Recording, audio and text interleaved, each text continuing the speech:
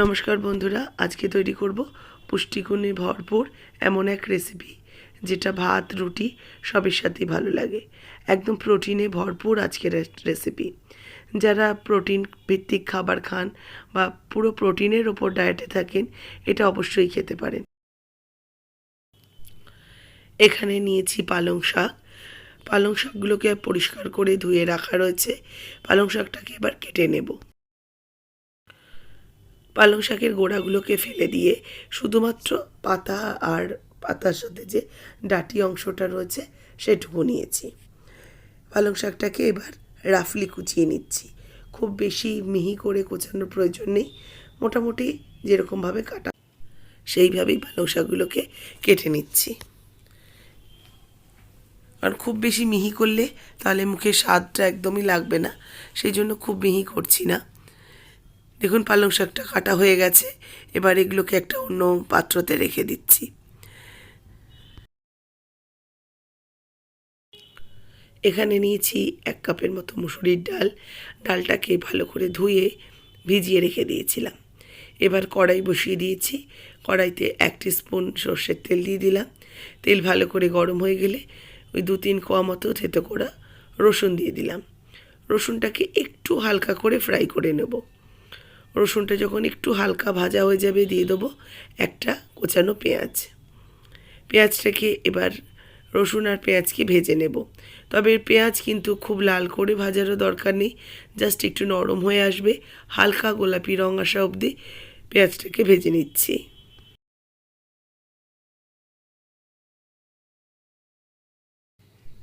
দেখুন পেঁয়াজটা বেশ একটু হালকা বাদামি রঙ এসে গেছে। এই পর্যায়ে অবধি পেঁয়াজটাকে ভেজে নিয়ে এবার আমি কেটে রাখা পালং শাকটা অ্যাড করে দিচ্ছি।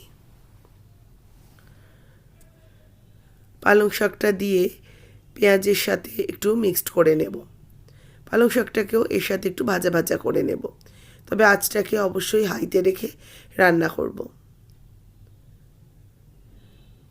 পালং শাকটাকে পেঁয়াজ রসুনের সাথে একটু মিশিয়ে নিয়েছি। দেখুন পালং শাক থেকে বেশ অনেকটা জল বের হয়েছে। এবার এর মধ্যে ভিজিয়ে রাখা মুসুরির ডালটা অ্যাড করে দেবো।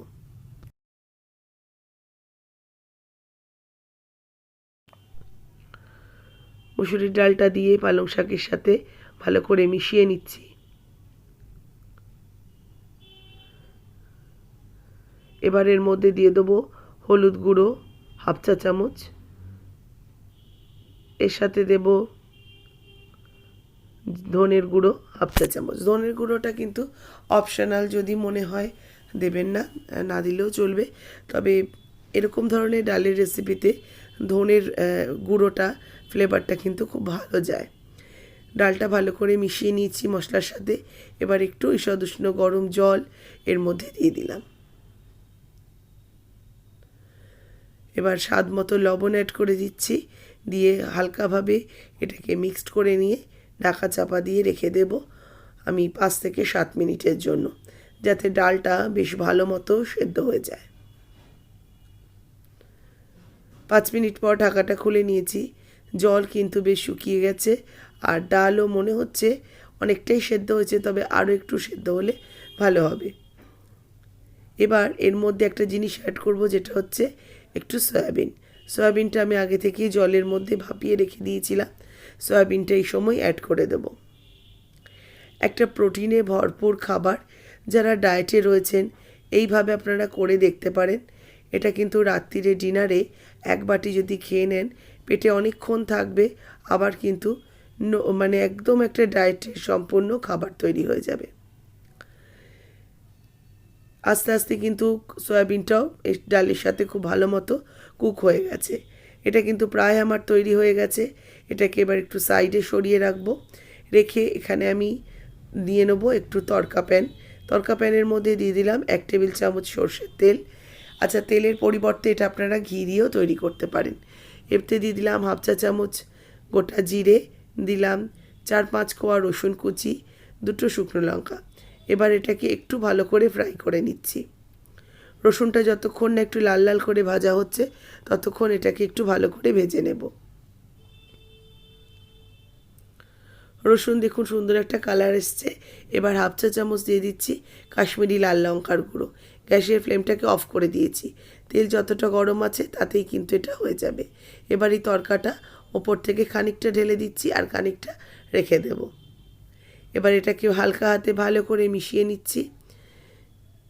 এতে আপনারা কিন্তু অল্প সামান্য একটু চিনি দিতে পারেন যদি চিনিতে কোনো সমস্যা না থাকে। ডায়েটের জন্য খেলে চিনি দেবেন না, আর না হলে সামান্য একটু চিনি দিলে খারাপ লাগবে না। এবার নামিয়ে সার্ভ করে নেব।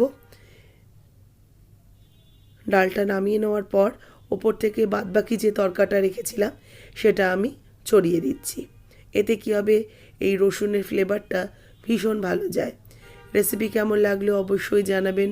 ভালো লাগলে লাইক শেয়ার করবেন। যারা নতুন দেখছেন আমার চ্যানেল সাবস্ক্রাইব করে পাশে থাকা বেল আইকন প্রেস করে দেবেন। আর ফেসবুক পেজ থেকে যারা দেখছেন পেজটাকে অবশ্যই ফলো করে রেসিপিটাতে একটা লাইক দিয়ে দেবেন আর শেয়ার করবেন প্রচুর প্রচুর করে। ভাত বা রুটি যে কোনো কিছুর সাথে আপনারা এই রেসিপিটা অবশ্যই একবার করে দেখুন, খেয়ে দেখুন আর আমাকে অবশ্যই করে কমেন্টসে জানাবেন কেমন লাগলো আজকের এই রেসিপি।